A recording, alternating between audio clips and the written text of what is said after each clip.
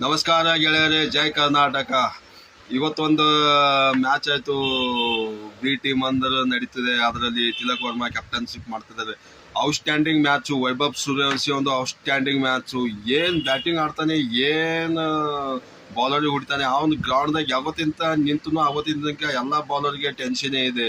ಅಂತ ಬುಮ್ರಾ ಅಂತ ಬೌಲರ್ಗೆ ಅವನು ಬಿಟ್ಟಿಲ್ಲ ಅಂದ್ರೆ ಈ ಶ್ರೀಲಂಕಾ ಬೌಲರ್ಗೆ ಯಾಕೆ ಬಿಡ್ತಾನೆ? ಅವನು ಎಷ್ಟು ಕಮ್ಮಿ ಬಾಲಲ್ಲಿ 94 ರನ್ ಹೊಡಿತಾನೆ. ಲಾಸ್ಟ್ 94 ರನ್ ಹೊಡೆದ. ಬಟ್ ಅವನದು ಬ್ಯಾಡ್ ಲಕ್ ಇದೆ. IPL ದಾಗೆ ಇದೇ ತರ ಕ್ರಿಸ್ ಗೇಲ್ ರೆಕಾರ್ಡ್ ಮುನ್ತಾ ಅಲ್ಲೇ ನಿಂತು ಬಿಡ್ತು. ಅದರ ನಂತರ ಇವತ್ತು ಶ್ರೀಲಂಕಾ ಅವರಿಗೆ 94 ರನ್ ಹೊಡೆದಾನೆ ಒಬ್ಬನೇ 29+ ಬಾಲಲ್ಲಿ. ನಾನು ಅನ್ಸಿದ ಮಟ್ಟಿಗೆ ವೈಭವ್ ಸೂರ್ಯವಂಶಿ ಅತಿ ಈ ಫ್ಯೂಚರಲ್ಲಿ ಯಾರು ಬ್ಯಾಟ್ಮನ್ ಸಿಗ್ತಾರೋ ಗೊತ್ತಿಲ್ಲ.